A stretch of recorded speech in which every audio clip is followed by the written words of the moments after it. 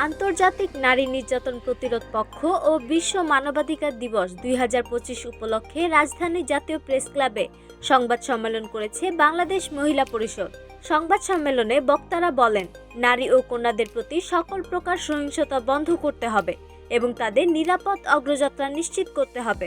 আইন নিজের হাতে তুলে নেওয়ার লক্ষণটা কিন্তু অনেক বেশি ব্যাপক, যেটা আপনারা মকতন্ত্র বলছেন। গতকালকেও বোধহয় ছবি আছে পত্রিকায় যে বেগম রোকেয়ার মুখের উপরে কালি দেওয়া হয়েছে রোকেয়া হলের সামনে। নারীর প্রতি সহিংসতার মাত্রা অবশ্যই আগের চেয়ে এখন অনেক, এবং ডিজিটাল ভায়োলেন্সকে যদি আমরা যুক্ত করি তাহলে কিন্তু দ্বিগুণ হয়েছে, আমরা যদি বলতে পারি যে বাংলাদেশে ধর্ষণ, হত্যা, অপহরণ ও সাইবার সহিংসতা সহ নানা ধরনের অপরাধে নারীর নিরাপত্তা বিপন্ন হচ্ছে। বিশেষ করে অনলাইন ব্ল্যাকমেইল, ছবি বা ভিডিও ছড়িয়ে দেওয়া এবং হুমকি প্রদানের মতো ঘটনা ক্রমবর্ধমান।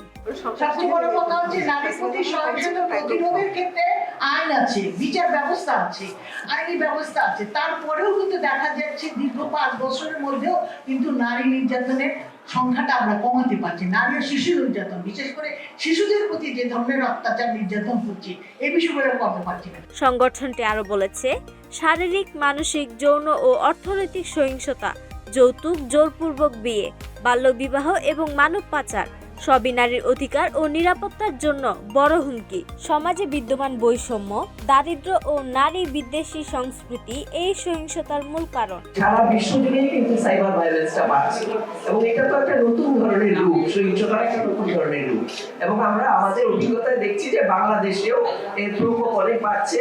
কাজেই আমরা এখানে সাইবার সহিংসতাটাকে শুধুমাত্র সাইবার সহিংসতাকে ফোকাস না করে সাইবার সহিংসতা সহ অন্যান্য যত ধরনের নারীর প্রতি সহিংসতা আছে তার বিরুদ্ধে আমরা আন্দোলনটা করছি।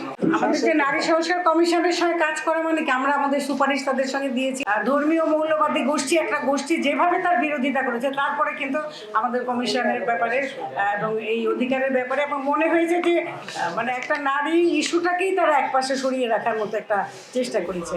বাংলাদেশ মহিলা পরিষদ সকলকে আহ্বান জানিয়ে বলেছে, সাইবার সহ নারী ও কন্যার প্রতি সব ধরনের সহিংসতা বন্ধ করুন এবং নারীর মর্যাদা ও নিরাপদ ভবিষ্যৎ নিশ্চিত করুন।